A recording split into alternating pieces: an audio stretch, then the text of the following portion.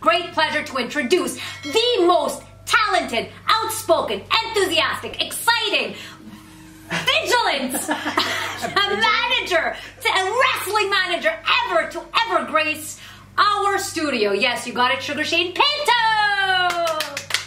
What an introduction. Honestly, I'll shake your hand off that. I was thinking I might do one myself, but that one is definitely a top 5. But with that in mind, ladies and gentlemen, please allow me to introduce myself. My name is Sugar Shane Pinto, hottest pro wrestling manager in the game today for acts like Elevation, acts like Bjorg Hagen, acts like Genesis Johnny North, and many more to come. But that was an introduction and a half. Good for you. Woo! Maybe you'll be a manager one day in wrestling. I hope to God. I hope to God. There's so much happening. There's so much happening. Oh my God. Oh my God. Nobody's ready. Nobody. I'm ready. I've been ready for 2 weeks. There you go. Steph's been buzzing for 2 weeks. Yeah, I could have. Oh my God. Yeah. Oh my God. Sugar Shane's coming into the studio. Overhauls. Oh my God, crazy. Oh no, not overhauls. Overhauls. What is going on? I don't know. Wrestling makes Overalls. Overalls. Oh my God. She's going back in the Hillbilly Gym days. Oh my goodness. Hillbilly Gym, yeah, eh? The Bushwhackers. Oh my goodness. Yeah, that was good. That was big. You pulled through on that one. Yes, Okay. there you go. I'm trying to think of other overall acts who wore overalls. Oh God. In the 80s? Oh God. I mean... McDonald. Oh, sure. I don't know if he worked at the WWF, but maybe he on worked the 80s. On a farm. Maybe he worked on a farm. This is going great. That's right. So let's get back to normal here. What's happening? Because I love that intro. That was great. Obviously, we're doing a wrestling podcast. We're buzzing. I am so excited about. Yes. So before we start like the rebuzz, we're just going to tone it down a notch, and we are going to introduce our sponsors, who essentially are the most important part of this entire process in terms of podcasting, in terms of being the great people that they are and doing the great things that they do. So our first sponsor is actually a recurring one, PF Langelier. Thank you so much, Franco Palmitano, for sponsoring us yet again. So Franco Palmitano, PF Langelier, it's a family-run business of 40 years located in St. Leo. They do doors, they do windows, they're into construction. Construction, sorry. So any of your needs, anything that you need done, anything you need done in your house, even commercial if you need, they are the best people to consult. They are well informed, have all the materials, high quality, and they are definitely the people to what's contact. Funny? My dad saw the podcast, yeah, and he said, "Oh my God, those are the guys I hired to do my doors and windows at the house." That's amazing, eh? Look at that. And he told my dad, said, "Oh my God, amazing! Yeah, only good things." Yeah, they're really dedicated really efficient. to their craft. Yeah, they're fantastic. Shout out to them. Yeah, shout out to them. Excellent. So if you want to shout out to them, they're at 8183 Boulevard Langelier in St. Leo, 514-326-0086. pflangelier.com. Thank you so much, Franco. Thank you so much, PF Langelier. You guys are phenomenal, and look, you guys have a fantastic reputation. Second of all, another recurring sponsor, Richard Babb Photography. Yes, Richard Babb. He's awesome. Amazing photographer, quality, has style, has professionalism, great at color, great, elegant. He does cosplay, theater, he does sports, he does everything you need, even portraits. So Richard Babb can definitely be communicated with at 514-923-3168 or Richard_Babb_photography. Thank you, Richard, again for being so dedicated and supportive of our podcast. And last but not least, we have a new sponsor. Yes. Woo! I love this one. We hype. Okay, we have a new sponsor, and I would really like to say with all my heart, thank you so much. And Steph, let her rip. Well, this is amazing because it's North Star Academy in Laval. So, I mean, needless to say, North Star Academy is the only English private high school in Laval and on the North Shore for that matter. So you do not need a certificate of eligibility. They have grades 7 to 11, and the crazy part is there's a grade 12 there. Nice. Which, if you don't want to go to college, you want to do one more year in high school, you can apply there. And it's an alternative to CEGEP. It allows students to apply for admission to university directly after your grade 12. It's fantastic. They have an open house, which is September 26th in 2024, but you can always book a private tour. Guys, I heard so many good things about North Star Academy. Christina is the one who runs the marketing department, and I was actually on stage with her. Yeah. Last year, I sang a song together with her. She sang to her husband on her wedding day. Wow. And I accompanied her to be able to sing to her husband. And of course, her dad is a good friend of mine, great guitar player. But she works at North Star Academy. I heard so many good things. So, man, thank you so much. Where can we find her? Well, She is at northstaracademy.ca/admissions/open-house-events.html. So that is their website. So if anybody is interested, this is the best school for that, and the opportunity is outstanding. And you can also reach Christina as well. So that is North Star Laval Academy, 950 Rue Elodie Boucher, 450-973-9797. So if anybody is interested, that is definitely the place that you should be looking into. You know what? Instead of that extremely long fucking website that you gave, you could have just said northstaracademy.ca. I could have done just that. And it would take She's very detail oriented. Very You good. got it. So, very good. So now, without further ado, let's get ready to talk. I wish I had that much energy every day of the week. Fucking kudos to you, and also shout out to all the great sponsors that are sponsoring this podcast too. Thank you, guys. Thank you, Sugar Shane. And now we are ready to start. So let us begin. Yes. Who are you? How is it that you became Sugar Shane Pinto? So let's start off with the first one. Who is Sugar Shane Pinto? As mentioned in the intro, hottest pro wrestling manager in the game today. But let's be real here. That's a little bit of the character talking. The person behind it, I'm just a guy who loves the wrestling business, who has the great opportunity to turn his passion, his love for wrestling, into an actual art form, into the actual business. So I got started, when was COVID? Oh God, 2019? 2019. Kinda. Well, 2019 was the beginning.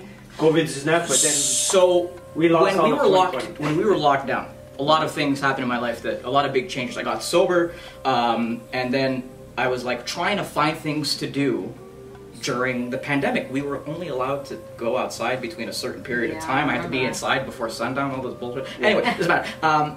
So with that in mind, I was looking for things to do, and I was going through Instagram, and it just so happened that Drew Onyx, Torture Chamber Pro Wrestling, it's a school in Montreal, was holding online classes to work on your promo skills.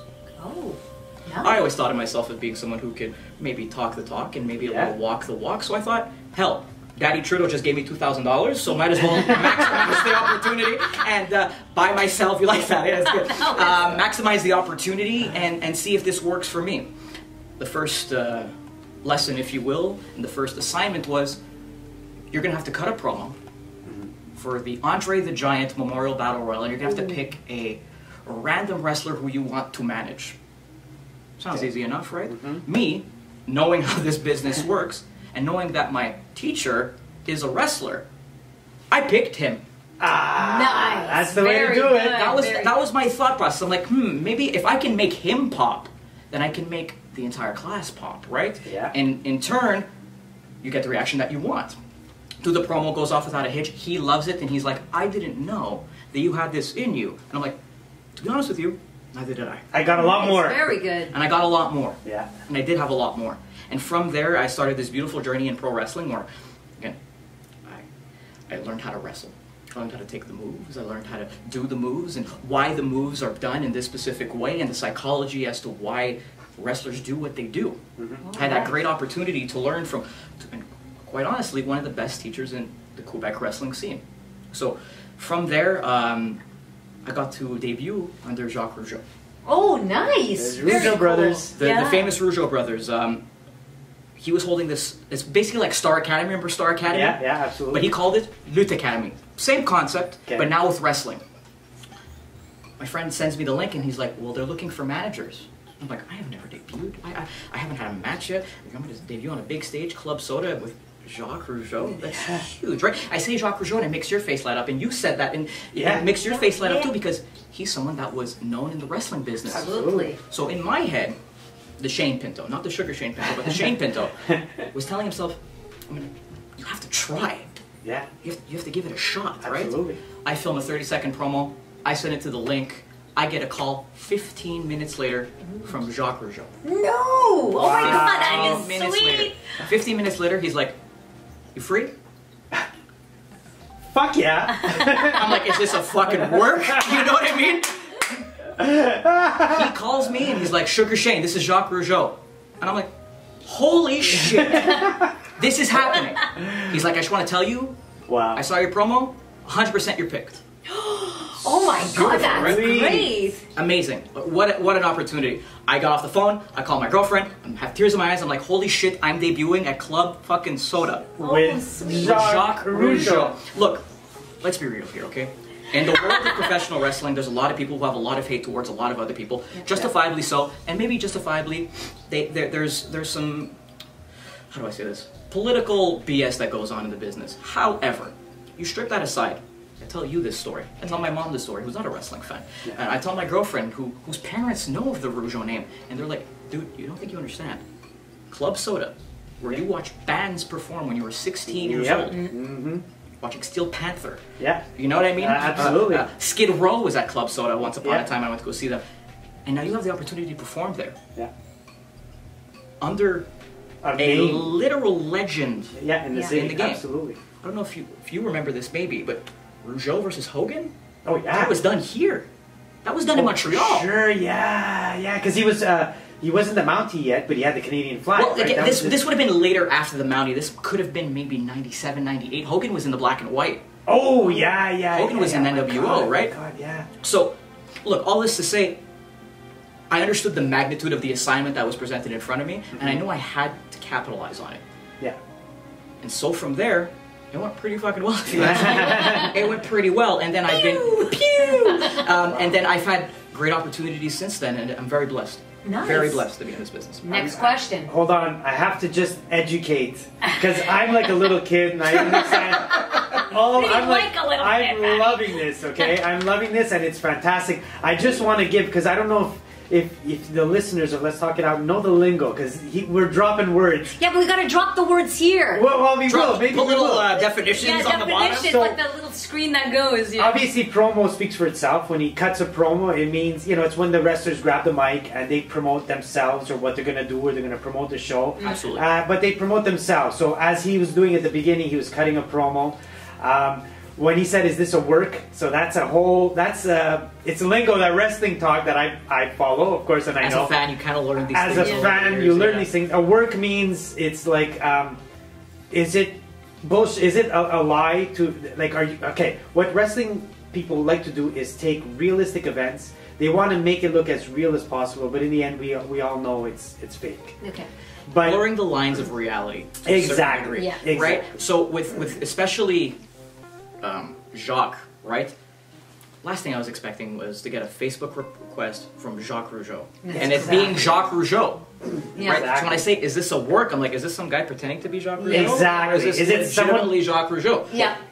Turns out that it was. yeah, And wow. that's crazy. So, yeah, and again, what a blessing to be in this business. Truth be told, very lucky. And, To be the hottest, Yeah. the hottest manager in the game today. You're getting it. I Yeah. know it. Love It's it. all about catchphrases. It's all You get about getting the crowd into it. And when he said another word, which I want to educate, getting a pop. That means getting some sort of reaction. And a booing reaction is just as good as a cheering reaction. I think the booing reaction has more of an impact. Well, that's what I'm cheering. looking for, right? If we wanna be pull booed. the curtain back, right? Yeah. So my role as a manager is I'm very antagonistic. Okay. A lot of people don't like me, and that's because they have poor judgment and they're bad people. That's I'm kidding. right. I'm kidding. Y'all are the best. No, but the point of my role is I'm trying to elicit some sort of emotional response from the people, and more often than not, it tends to be a negative one, right? But what I've always learned in this business is silence is the biggest indicator. Yeah. Because if people are silent, that means they don't care. Yeah. Okay. Absolutely. Yeah. That's the one. That's what, if it's Oh, silent, that's what the silence means. Yeah. They mean It they- explains a lot, actually. means not good. Not good. You need a reaction, positive or negative. Remember, there always has to be a good guy. So it's pro wrestling mentality is good guy, bad guy. Yeah. So to get the best good guy, you need the meanest bad guy. Yeah, you So- need somebody that can drive that hate. The That's bad what- guy has to be. It's This like a way. movie. It's a movie, right? When Yeah. you watch, Cowboys and Indians, remember back there then? he we were is. like, There he is. Who was pointing at themselves, not me? You know Hans in the Bruce Willis movie. Yes! Hans. Hans was, that was Die Hard. Yes, you hated the fuck out of Hans. The accent, he looked like so cocky that he was. You hate him, and which makes the victory over him all that better, Yep, right? yep. So that's the whole. I'm It's trying a, to. it's a, Yeah. a story as old as time itself. Good versus evil, and sometimes evil triumphs, versus the good sometimes, and then you build up to that oh my god, I just want the good guy to win. I just want Exactly. Until they ultimately did, hurrah, and then they move on to the next story, which basically the same thing, good versus evil. And well, you play it up, right? You play it up. Yeah. You have 2 different people, 3 different people, and you sort of play out that scenario. It's a storyline as well, right? There's of course. There's a reason why we're having this match. Yeah. Why do I want to kill Shane? Because he cheated last match, Yeah. and he got one over me by cheating. Yeah. So people hate him more, and now I gotta get it. I gotta get my revenge, and it's a It's a crowd involvement thing. Oh, absolutely. absolutely. Absolutely. And it's akin to stand-up comedy too, to a certain degree. Absolutely, right? yeah. With the timing and everything, and building up to a certain joke to get that reaction. So that's I think the art form that's most akin to professional wrestling is stand-up comedy. And I know you've had a bunch of comics on this show before, so I'm sure they reciprocate the same feeling too. Yeah, absolutely. And you know what? In Hollywood, if right now you can tell because it took a while, it took years for it to get here. Yeah. But the biggest stars right now are wrestlers. Yeah. And that's because wrestling trains you so well for Hollywood.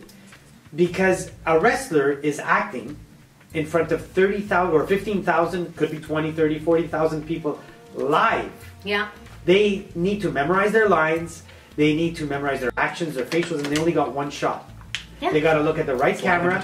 Yeah. So when they go into Hollywood and they have like, oh, if I fuck up, I can do it again. What? It's like, really? Yeah, exactly. You're telling me I don't have to master this in one take? Exactly, right? No. So they end up being The Rock is The Rock, man. And it's wrestling that got him as good as he is, you know? Well, you can't be shy. I would think this is definitely not something that you can be shy in. So if anybody wants to participate, it's something that they have to say, okay, subconscious, that sucker of like in closet, and just open the freaking door and just let it rip, And what's the beauty of my role is that let's be real here. There are some people who are shy in the wrestling business, and maybe their character is a little bit more quiet, or they let their actions speak for themselves. That's where I come in. Yeah. Right? And I'm that antagonizing little voice that is maybe putting a shine on something which takes away from that shyness. Yeah. So that's the role of the manager, right? Sometimes people don't need managers, and it's just 2 people that work really well together, and it's a mélange, if you will. Yeah. But sometimes people really need that voice. Yeah. And I'm that person. Because you're guiding that person to a specific direction. Yes. But you're also creating a hype. Yes. Let's say that person's, why are you picking on that person? The person is really quiet, right? So then you become that person that everybody zeroes in on. Exactly. And they feel for the other person, right? Yokozuna barely spoke English. Yeah. Right? Well, yeah. Well, no, I'm saying in the sense, Yokozuna was not Japanese. No. Yokozuna is the cousin of The Rock. The Rock, yeah, exactly. And Rodney on Hawaii, who played Yokozuna, spoke perfect English. Oh, yeah. However, the character behind Yokozuna doesn't have to speak anything. Yeah. Because his actions speak for themselves. Mr. Fuji and Jim Cornette speak for Yokozuna because he's doing all the stuff in the ring. Yeah. So, I have a lot of people who I work with in the professional wrestling business who maybe their promo skills are not the best in the world, and that's why they come up to me and they're like, "Hey, I need you to do this. Let's work together. Let's make money together." Yeah. So perfect. Yeah. So how did you come up with the name? I didn't. Oh! I didn't. I kept walking into class Thursdays, Tuesdays, and my coach, Geronix, as soon as I walk in, Sugar Shane, and I was like, that just makes sense, right? That just makes perfect sense. But I wanted to have my own as every wrestler has a wrestling name, or excuse me, like every person has a wrestling name. Like The Rock is The Rock. He's not Dwayne Johnson. Yeah. Hulk Hogan is Hulk Hogan. He didn't come out as Terry Bollea. Yeah. Macho Man Randy Savage. Yeah. You know, I wanted to be Freddie Rose. Okay. Because I love Freddie Mercury, and I love Axl Rose. So I just put those names together, and I'm like, might as well be that. But then, who is Freddie Rose? And I would think about it, and I'm like, I don't know who that is. However, I know who Shane Pinto is. And I know if you put sugar in front of it, I know what that means too. Yeah. So I come up with the name. I give all credit in the world to him for coming up with that, and it's been quite profitable, suffice it to say. Wow. Yeah. And in terms of, have you ever thought of actually wrestling as opposed to being a manager? When you're a kid and you get into loving this business, of course, you look at people, you watch it on TV, and you're like, damn, I wish I can do that one day. I wish I could be on the big stage of WrestleMania and I can win the big gold belt. Wouldn't that be a dream, eh? A kid from Montreal winning the big gold belt in front of 80,000 people. Which happened a month ago. Which happened a month ago, which is terrific, you know what I mean? You know? But then I realized I'm not the athlete. You know what I mean? Like, when I think of wrestlers, I think larger-than-life characters. And, of course, like you can think of Ultimate Warrior, Hulk Hogan. But I grew up, and my superheroes were John Cena. They were Batista. They were The Undertaker. And Undertaker 6'10", 305. Yeah, my God. See, they don't look big because they're all big. Yeah. Because they're all big. And especially WWE. I mean, we all know the owner, well, the old guy who ran it, Vince McMahon. Yeah. He was a lover of larger-than-life. Larger than life, but in character, but also in look. Right? And look, yeah. And look, too. So when I was a kid, I gravitated to those people, of course, but then I saw Eddie Guerrero for the first time, and I'm like, wow, that guy's my height, he's a bit more built, but he has a character to him. He moves quickly and moves with effectiveness. It was a beautiful sight to behold because it kind of was reminiscent of me to a certain degree, right? Funny kid, likes to make people laugh, likes to make people react to in a certain way. But then, like I said, I had that self-awareness to be like, maybe wrestling's not for me. I don't know. I'm not necessarily going to go train and do this because I just didn't have the desire. Yeah. However, I can fucking talk. Yeah. Yeah. And talking is it's the part of it. It's half, if not more than half the battle. Because any good wrestler, if especially in the West. Yeah. Especially for sure. Yeah. Japan is a different. Japan, Mexico, the stars are bred out of their pure athleticism and pro wrestling talent. Yeah. You got some good promos in Japan and Mexico, 100%. Yeah. But the people that have come out of it have made big names for themselves. The Eddie Guerreros of the world.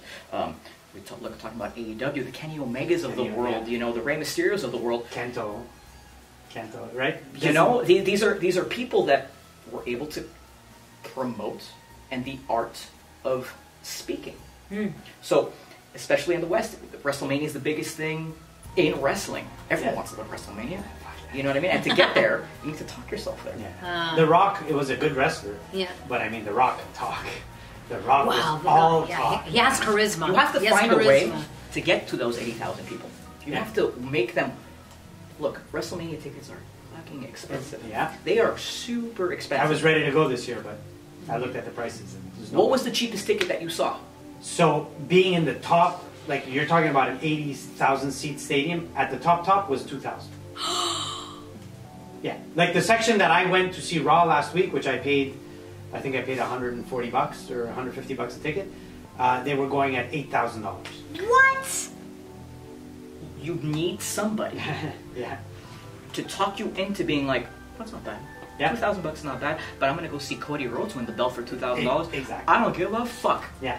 That's what you need. Yeah. It's the same thing on a local scene too. Yeah. At the local level, you need to kind of pull them in.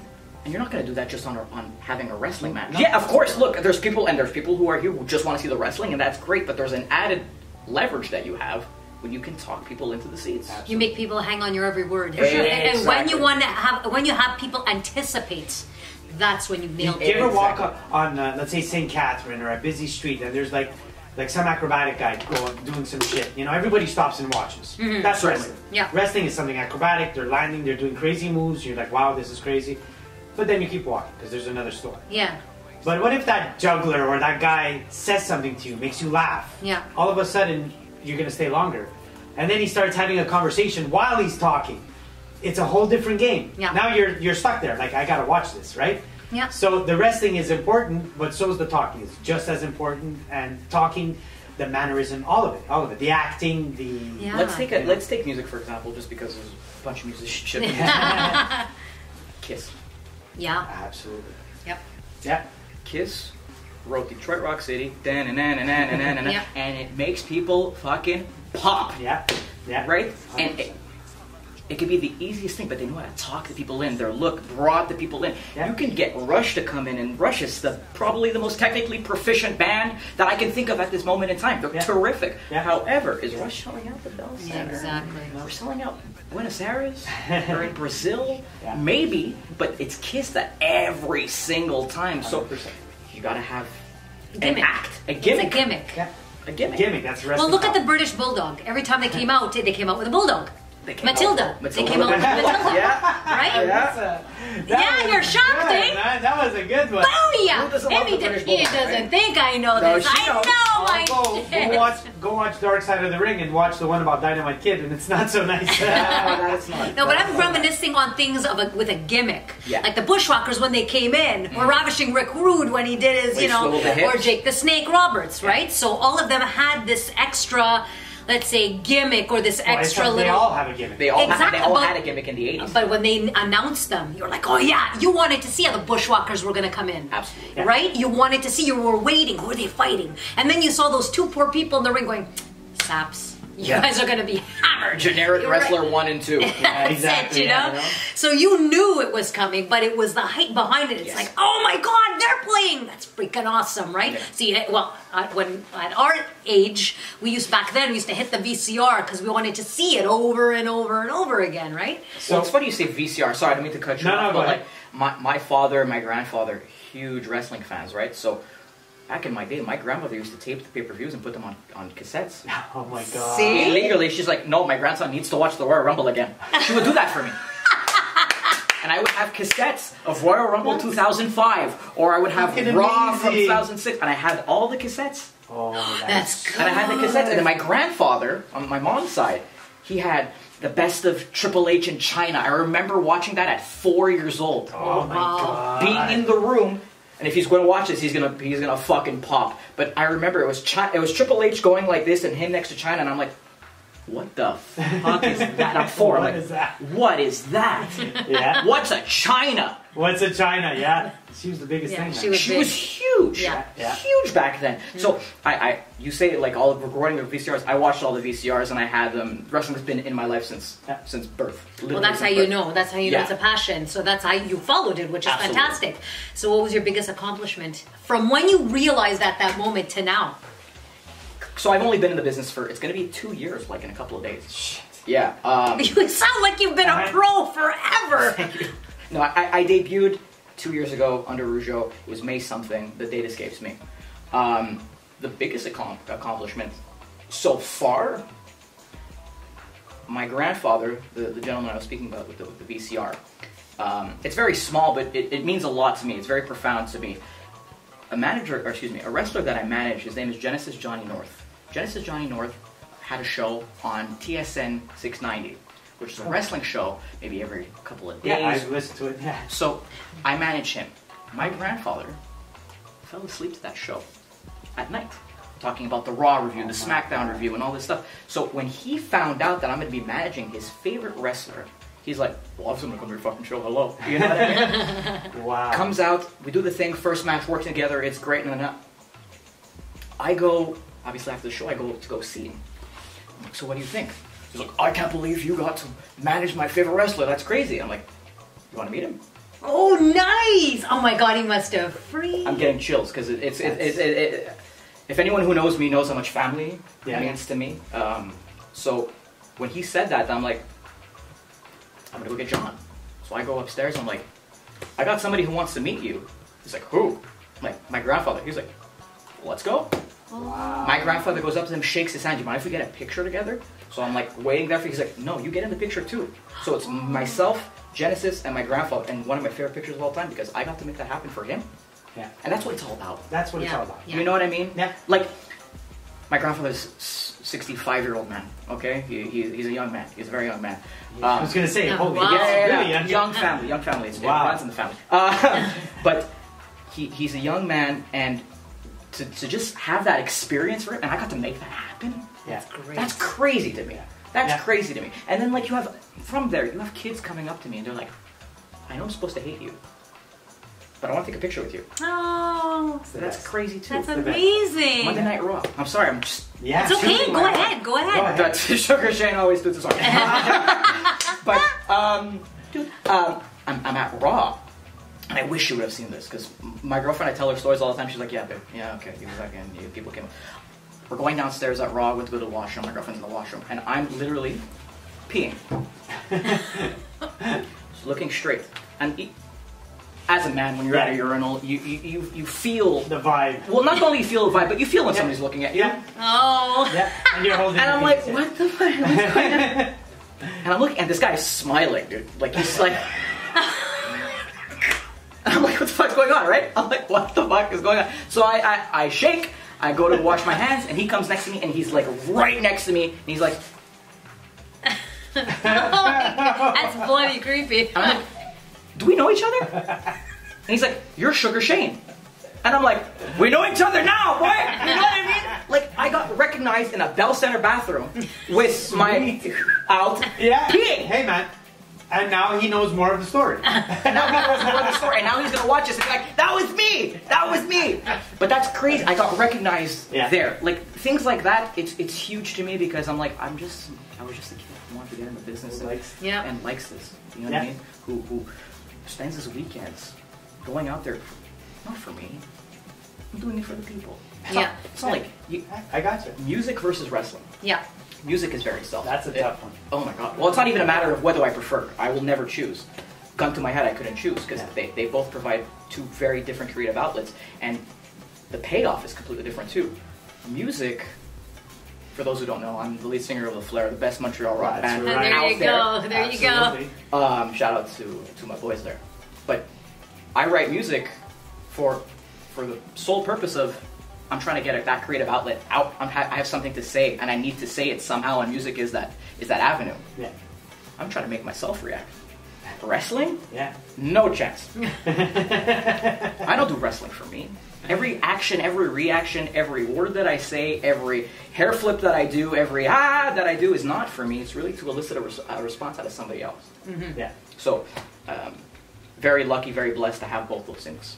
Yeah. Now, if you had one wrestler, only one that you could ever represent, who would it be? Oh wow, Lisa's hitting hard.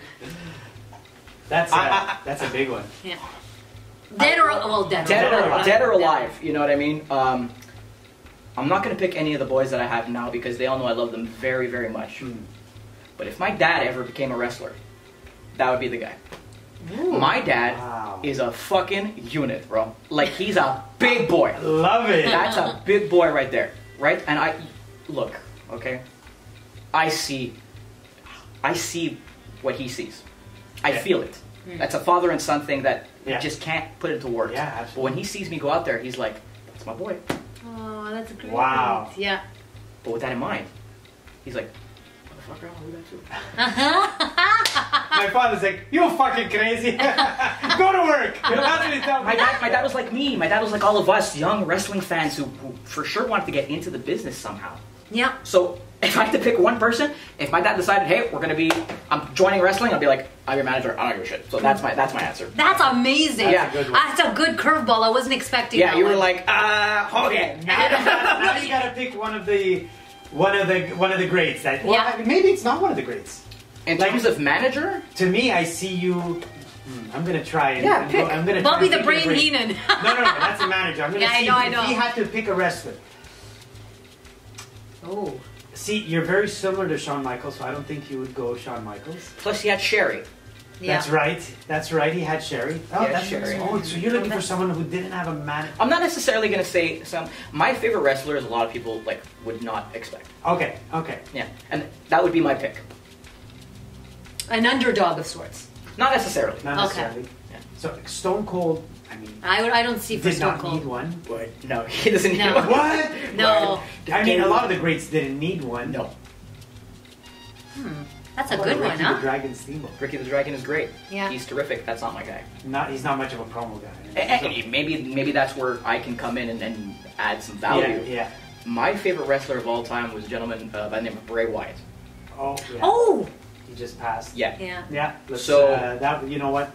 Good one on that. Yeah. Bray Wyatt changed my life in many ways. Right. Okay. When I was a kid watching wrestling, 13, 14 years old, you're going through that transitional phase as teenager and being finding who you are. And I saw these promos, how he would promote himself and promote he had a little faction that was alongside with it, and it was so different. Yeah. And it wasn't the traditional wrestling promo. He was, have you ever seen the movie Cape Fear? Yes, of course. The old and the earlier. So the one with Robert De Niro. The Niro one, yeah. So his influence, or he was influenced rather, by this character in Cape Fear. Yeah. he was, we're gonna say hello to the gentleman that just walked in. Hello, sir. Hello. How are you doing, sir? So he was heavily influenced by that movie and that role. Yeah. And the way that he would spoke, the way that he would carry himself was very Manson-esque. Yeah. Bray Wyatt? Bray Wyatt Oh, at the yeah. time. As the Fiend? No, Yeah. This is before the Fiend, right? I was telling her, 14, 15 years old, when you see this for the first time and you're trying to figure out who you are, and then there's somebody on TV that's has a way of speaking to you. Yeah. Without raising his voice. It's controlled. Brought to you by Jake the Snake. Yeah. That was. He would have been my favorite if I was in the 80s. Bro. There you go. Yeah. You know what I mean? Yeah. So, may he rest in peace. That character molded me more than anyone could know. Wow. That's amazing. Now, what's the hardest part of being a manager? The hardest part, I've never been asked that question. Oops, excuse me, I don't want to fucking cause a fire. It's gonna smell of birthday cake. Birthday cake. Was someone's birthday today? No, it's just a candle. Scented candle. It's Wafting. It's Dairy Queen. It's Dairy Queen ice pick. Delicious. Steph, it's enough, okay? What you're laughing? I'm trying to do an interview. Sorry. I'm just kidding. You like the word That's pick. a Sugar Shane You coming like out. the pick. The hardest part about being a manager? Yeah. Everything's such a breeze. Honestly, like, maybe... How do you come up with your material? Is that a challenge? It's improvised. In all honesty, it's improvised. So you're fast wit. It's kind of like us doing the podcast. I guess. No, but it's I think that maybe the hardest part is sometimes dealing with the egos in the wrestling business. But even at that, I don't necessarily associate myself to that shit. So I'm just like, oh, fuck it. I don't like. If you have an ego, that's your problem. It's just I gotta navigate myself to make sure that at the end of the day, we're creating something that's beneficial to the crowd and the audience. So. But how would you separate the real Shane from the Sugar Shane? Well, that takes a lot of time. That takes a lot of time because I wake up in the morning and I'm Sugar Shane like already. Show day. I woke up. Yeah. I get in like a zone. I get in like a It's like acting. It's like acting. It honestly is, but I can never tell you how I do it. It exists, right? Maybe I'll have a double espresso. Maybe I'll look at myself in the mirror and I'll be like, Sugar Shane. Maybe I'll put on the suit. Maybe I'll put on the gold chain. Maybe I'll take a shower, do my hair, and I'm doing my hair all nice and when I'm coiffed and I'm feeling myself and I feel this essence in your presence and you're like, okay, I'm ready, let's go. You know what I mean? But it's something different every single time. I don't have like a pre-show routine. I'm just in it. When I know it's show day, Yeah. or I know I have to cut a promo that day, it's Already. like in me. Yeah, it's always in me. So the regular day, you're just Shane. No, Sugar Shane comes out at work sometimes. Much to the chagrin of my bosses. No, they love it. The bank. Can I take out $50? Do you really want to take out $50? So I don't work at the branch per se. I work in a call center at RBC. Hello to all my RBC peeps. Oh, RBC, nice. Yeah, we're down the street. And sometimes they're like, oh, he's Sugar Shane. He's Sugar Shaning. Like, No, you don't want to do that. no, it's a good thing. I'll walk around and I'll see a mirror and I'll feel myself and I'll be like, guys, I'm ready to collect. You know? But it's always fun. It's a good time. That's awesome. Right. So we're going to get back to that. Right now we have a game called Rapid Response. Oh. Shit. Yes. Oh, game. And Okay, it's we're doing there. the game. I was into the wrestling topic. I know we're going to go back to it, but Okay, I want to let's squeeze in that let's- game a bit. let's squeeze Because it you're in. a fast thinker. Let's Let see me how take fast a we're fast sip of going to... water. Let's see how fast we're going to get through the game. Perfect. It's Because normally we very. stop and we're like, It's basically rapid response. We ask like a it. question. I'm And going to you ask you answer the first one. rapidly. Name 3 ridiculous ways to win an argument. 3 ridiculous ways. I throw a pillow at your face. That's ridiculous. That's pretty ridiculous. I tell you, well, let's see, what else? Pretty ridiculous. See? I'm trying to think of all the arguments me and my girlfriend have I know, ever I'm had. trying to think. You know what I mean? Hi, Maddie. It's easy for me. I Yeah, never you won can't one. respond. I You guess never won. I You never never won. win, eh? So yeah, it's like a ridiculous way to win. All you have to do is be silent. I think silence is like that's it. They ramble and you just stay silent. I think it's. I think I'm the rambler in my little situation here, if I'm being transparent. She's very Do you diplomatic. pull out the Sugar Shane guns? My girlfriend has gotten like 87 promos cut on her. Poor girl. Here I am thinking, like I said, I'm thinking back and I'm like, oh my god, I've got like 12 promos on her. Oh my god! But like in a good way, you know Of what I course. mean? Like I cut promos on my son daily, and he does it. But to me. as you should as a parent, you know what I mean? That's- That's what it's all about. Absolutely. My Throwing son- a pillow at somebody? You really throwing a pillow at somebody? Well, my son got better a than gift. a can. My son got a gift Cook her from food. Amazon. What do you? I'll cook her food. Oh, Be like, nice. yeah, I'll cook you your favorite meal. I got you, fam. Nice. Yeah, See? brownie points. My son Oh. got a gift this week. It was for his birthday, and he got it through Amazon. My cousin sent it to him. And the card read, "Happy birthday from your tribal chief." No. So through his birthday, he was cutting a promo because that's the tribal chief is the hottest guy in wrestling in The WWE. GOAT. He's the GOAT right now. He's the so man. good. That's my goat right there. Shane, this is your question. Name 3 body parts that you don't want to shave. My face, my head, my eyebrows. See? I'm looking at myself being like, would I look good without it? I can't. No. I have a very round face. Why do I see one line in your eyebrow? Why are you talking all that shit? No, man. Just a line, right? No. You keep the eyebrow, but just one line. Oh, yeah. You know, like a... You know what? I'll think about it. You know what?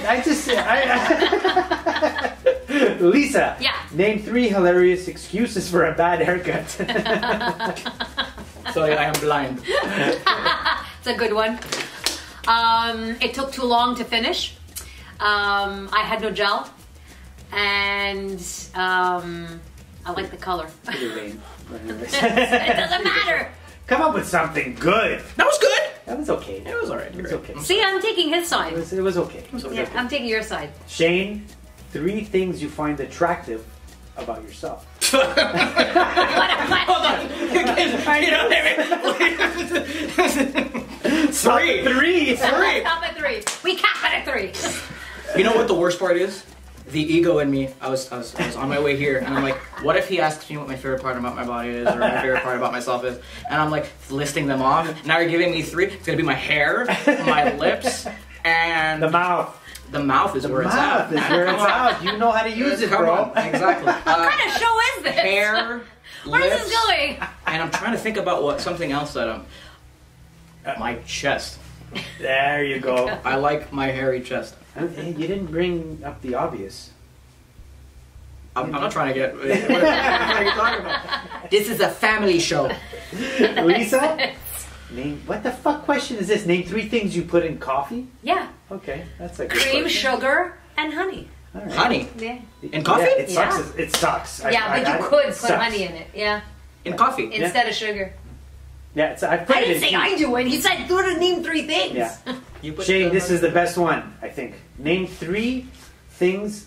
No, name 3 non-food things to put in a blender and drink. What the fuck? Lisa was on. He said wrestling. 3 food things to put. Non-food things to put in a blender and drink. You don't put What else do non-food you things put? in a blender. Ice.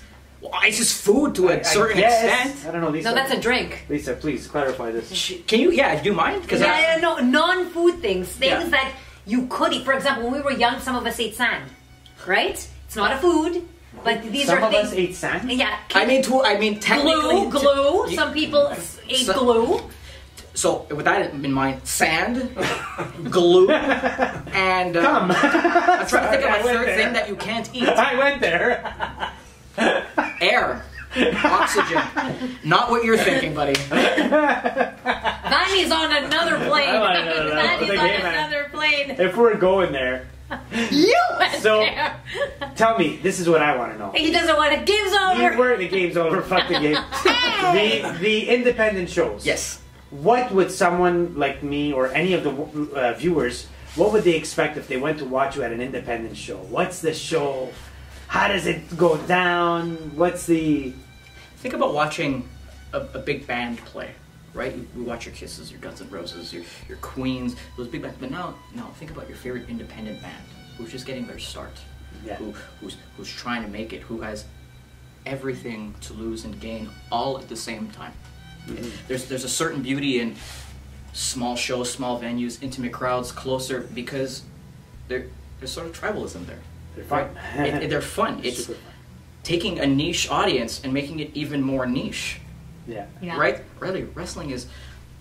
Some people know wrestling because they know Stone Cold Steve Austin, they know The Rock, but now the fans of it are so invested that they want more, Yeah. and they want to see it on a local level. So I think where you're going to get probably the best bang for your buck is at a local wrestling show. Absolutely. Because these people are doing whatever it takes to make it to that big stage. Yeah, they do more than. Once you're there, you don't have to do the craziest. You made shit. it. You made it. And you know, that's it. You're coasting basically. Yeah. Well, I wouldn't say necessarily coasting, because once you're there, then you want to get to the top of your game. Yeah. But it's the same thing here. You start from the bottom. You want to get to the top of your game in the independent world, and once you get to there, you want to be the best in Quebec. You want to be the best in Canada. You want to be the best in North America. On the indie scene, then you want to go to WWE. Or if you don't make it to WWE, you want to go to TNA or NWA or AEW. I'm not saying AEW is on a lower scale, but you know what I mean, right? WWE is the mecca. Let's be real here, right? So to do your best and still make it to these secondary federations, you still have work to do. Because you still want to make it to the. You want to turn this into a living. You want to turn this into. You want to turn this into your 9 to 5. So you have a lot of people that are going in there who slave to the grind, day in and day out, just because they want to have that match on Saturday. And it's a beautiful thing. It's a beautiful thing. Pictures watching, like he said, you know, Axl Rose or Guns N' Roses playing before they made it. They played at a high school. Yeah, absolutely. Right? Well, Aerosmith did it. And they used to play high school. They used to play high school. And then all of a sudden they make it. Well, I'm sure, I don't know if you've seen, but the El Generico, who was Montreal, Sami Zayn, now he's huge in WWE, just won the belt, WrestleMania, but he used to wrestle probably in the same area that we're... So I'll give you a story, right? Okay, this is awesome. Where I work currently, IWS, it's the premier wrestling federation, not only just in Quebec, I would say in Canada. 100% bar none, that's the place to be. Sami Zayn cut his teeth at IWS. Sami Zayn had his start at IWS in Montreal. So from there, he's grown. He's traveled to California and to PWG, who I'm sure avid wrestling fans know what that is. He's traveled across the world to Mexico and Ring of Honor and all these other places, all these big federations, but he cut his teeth in Montreal. And then you think back to this moment that happens in Montreal last year at the Elimination Chamber. Were you there? No, I was gigging. Man, you were gigging? Yeah. So I'm going to Money in the Bank in Toronto. Oh, awesome! That's a great event. Definitely going. I had the opportunity, the privilege to go to that show on the Friday night, which was Friday Night SmackDown, and the Elimination Chamber pay-per-view. And I was on the hard cam side. So let's say the ring is here, and there's a crowd behind it, so you're seeing the big crowd on TV. Myself and my girlfriend were in the player box, essentially. We're in the player box. And the whole story going into the Elimination Chamber this year is Sami Zayn and Roman Reigns, and they were in a team together, they were a unit, and they worked together, and then Roman Reigns turns on him, that evil son of a bitch. And now the next show, Sami gets a title shot, and not only does he get a title shot, it's in his hometown of Montreal, in front of his people. And everyone's riling behind him, and everyone's doing the ole ole, and we want him to win. Everyone in that venue believed in him that night. Right? I'm watching the show and there's a "Let's Go Sammy" chant, and obviously I'm gonna cheer for my boy, right? Let's go Sammy, let's go Sammy. I get a message on my phone from my dad. He's like, "Kid, you made it." The fuck are you talking about? He sends me a screenshot, like a video recording, of me and my girlfriend on the live stream on Elimination Chamber going, "Let's go Sammy." Oh, cool. Sweet. Oh, sweet. Cheering him on. Yeah. Let's strip that down a little bit, right? A kid from Montreal, just like him, who watched wrestling, he was there at the screw job. He was there at the screw job. He said it in multiple interviews that he was there that night. You were there that night. I was there. Every wrestling fan from Montreal was there that night. Totally there. Crazy. He was doing probably "Let's Go Brett," his hometown hero, to a degree, right? Now I get to do that. That happened to me. I got to cheer on my hometown hero, and in that moment I believed. What a full circle moment. A kid from Montreal who wants to make it in the Bell Center and perform in the Bell Center. If that's not motivation, I don't know what the fuck is. Exactly. Oh my God, hard. It's huge. It's huge. So I kind of like owe it to myself now. Like everyone messaging me being like, "You're on Elimination Chamber. You're doing the Let's Go Sammy thing." Yeah, that's cool, but it's the meaning behind it. It's the kid from Montreal, just like him, chanting on his favorite wrestler, just like him, in the city that he wants to make a name for himself, just like him. I owe it to myself to at least fucking try. All these big wrestlers, all these huge wrestlers now, the ones that have made it, they show pictures of when they were young, and there's pictures of them in the stands holding, Hogan signs, holding Stone Cold Steve Austin signs, and they were, and the one time they met them and gave them a motivation. I met Sammy, big, and they're you see? I met Sammy. Maybe the week before WrestleMania 39 when he's about to go main eventing with Kevin Owens. Yeah, man. I go cut my haircut at shout out Maverick Barbershop. There you go. In Little Italy. Not a sponsor, but good guys. my I guess pre-game that I always go. I go to the Moustache Cafe, which is on Beaubien and Saint Laurent, around the corner there. So I went to go get a coffee, and I walk out, and I look to my left, and I look to my right, and I'm like, that's fucking Sami Zayn. Oh, nice. That's Sami Zayn and his wife. Wow. Like, holy shit. First thing I was like, holy shit, he's fucking tall. Yeah. That's the first thing. Yeah. And then I'm like, I gotta. I have to. Huge fan, by the way. Yeah. Oh, thanks, man. I'm like, do you have any advice for someone like me who's trying to break into business, as a manager? He's like, work backwards. What's the biggest pop in the night? Work from there and then make sure that everything else builds to that. Genius, right? What a great piece of advice. Nice. Where'd you get that coffee? He asked me. I'm like, just over here. He's like, is it any good? Yeah, it's delicious. You want to get a coffee? Oh no. Yeah, let's go. Oh my God! Look at that, But that's awesome. See, that's awesome. I have to go cut my hair in 5 minutes. However, and I don't want to, but like, here's the thing, right? I don't want to be that guy. We all know that guy. Yeah. That's like, oh my God, which is exactly. fucking, Yeah. love that. Yeah, But I didn't want to be that guy. I paid for his coffee, for him and his wife. Thank you so much for your time. Can't wait to share a locker room with you one day. nice. You see, and he's gonna remember you for that. He's gonna fucking remember. He's gonna fucking remember. Quick story. Yes. Because we're on stories. Nice. I went to see a show. It was a house show. This is years ago. Okay. And I'm sitting in the crowd, and the Shield comes out. Wow. Right? The Shield was an act, which was Roman Reigns and two other guys, and they used to come out through the crowd. I'm at the show. I'm not expecting. I hear the music. I was right at the end of the alley. No shit. The end of the row. Roman Reigns was right. I He was know, standing there. But I noticed him right before he went down. Because basically, the music hits, and then the lights go on him. But I noticed him right before the lights went on. And I'm like, he's... Right next to you. 6 inches away. I mean, I say 6 inches. 6 inches and about 8 inches taller. Beast. I'm like, dude, what the fuck? He's like, yeah, man, it's now. I was like, oh, man, I just spoke to Roman Reigns. But he was right here in the flesh. And 20,000 people just staring at him. And he's all oiled back in the Shield days. But they used to come on. He was right there. Like, nicest guy. Nice. Gave me a fist bump and the whole thing. It's really cool. It's, it's fun. One more story for meeting wrestlers. Please, I love Sorry. it. I was in college. I must have been 18, 19 years old. I was going through a phase. I wore a lot of black. I wore leather jacket, and I was like metal. You know what I mean? So I'm walking from Dawson to go to my job at American Eagle at the time. So I'm walking down the street, and Second Cup. What's the St. Catherine and what is that Second Cup? Oh. Is it Peel? Maybe. It could be. Regardless. Yeah. Yeah. I'm walking down the street, and I'm listening to my music, listening to probably Pantera or something ridiculous. And I do one of these double takes, and I'm like, is that fucking Pat Patterson? Oh, wow. Sweet. I'm like, holy shit. Did you meet him? That's Pat Patterson. I fucking run across the street, and all I hear is, no. It's a bus. Oh my God, no. And Pat Patterson says, Jesus Christ. And he looks directly into me. And he kind of knows, oh, this idiot came to come see me. Came to see, yeah. And I go to the bus, I'm like, sorry. It's Pat. Pat Patterson. Hi. And he's like, wow. Hi. I'm like, I had no choice. I apologize. Yeah. I just wanted to meet you. Pleasure. I'm Shane. That's really cool. I'm 18 years old, 19 years old, right? I'm like, do you have any piece of advice for someone who wants to get into the wrestling business? He's like, well, my first piece of advice is you wear too much fucking black. You're dressing for a funeral. I love it. Classic, right? Classic. What a line. What a line. I don't even remember what the advice what he gave me was, to be quite honest with you. I think he said maybe run your mouth a little bit more. Could be, yeah. Yeah, something to that extent. Like There's something about promo. Like Stone I Cold can't tell him told, verbatim. Kevin Steen.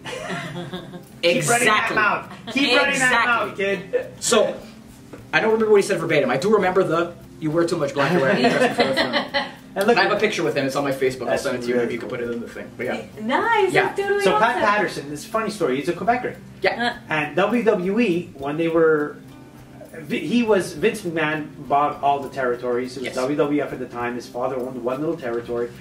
His son took over that territory, and then started buying different territories and brought it up to a multi-billion-dollar corporation. Oh, like nice. it's today. Okay.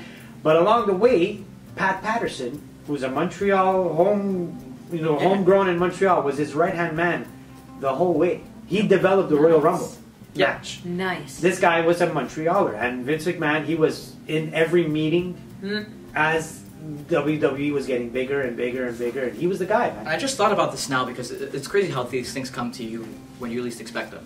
But the role I'm in now in wrestling, aside from being a manager, of course, I do work in a backstage capacity, where I'm learning the ins and outs of the business. My role, as it is right now, is Pat Patterson. Oh, and isn't that nuts? Like, it's crazy how that just came to really me. awesome.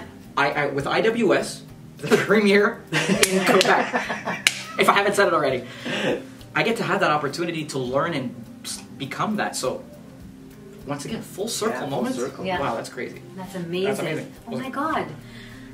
That's it. We've reached our end of the podcast. Oh my God. Almost. Because to finish this off, Lisa's going to say her goodbyes. Yeah. And then Sugar Shane is going to cut a promo on Let's Talk It Out just to end off this fucking awesome podcast. Sounds like a plan. So, please. Lisa, go ahead, Lisa. So, I gotta follow you like I did before, you know what I mean? There you go. You're my foil here, you know? So I just want to thank everybody for tuning in. I hope everybody was as excited and energized and vibrant and unruly as we were this evening, but in a good way, of course, because we had a lot to say, a lot to share, and anybody, even if you're not into wrestling, this had to be the episode that would like draw you and suck you in, okay? Well, wait, just because we didn't mention, where can people I know, find I'm not you? done yet. Oh, you're going to say where? I was just going to say that. Okay. Thanks, Fanny. He just broke my stride. Okay, so... My bad. So, that being said, I would like to reintroduce Shane, Sugar Shane Pinto, and he's going to let us know exactly where we can find him without further ado. First and foremost, just shout out to both of you guys for having me on. I appreciate you, and I appreciate your time for giving me a platform of this magnitude. It's the second time I've worked with both of you, and each time is a pleasure. So that's the first thing. Thank you. Second thing. There's a smile. There's always a second thing. You can follow me on Instagram, on Twitter, at Sugar Shane Pinto. Luckily, I have that handle. It was just given to me by the grace of God, of course. But with that in mind, ladies and gentlemen, this Saturday, live, IWS Freedom to Fight. You can catch the hottest pro wrestling manager in the game today, being the hottest pro wrestling commentator in the game today on Triller TV for IWS Freedom to Fight. And then on Sunday, Bjorn Hawken, we didn't talk about your bitch ass all interview, but now we're going to do so, because this Sunday at Torture Chamber Pro Wrestling Pandemonium 2, your ass is going up against Genesis Johnny North in a last man standing match. And this is going to be you at the finish. And when I stand over you and I raise my fist, you will know that the world will never be Bjorg's unless you have Sugar Shane Pinto in your life. I can't think of a better way to end it off. Woo! Woo! That was awesome, man. And on that note, Let's Talk It Out is out.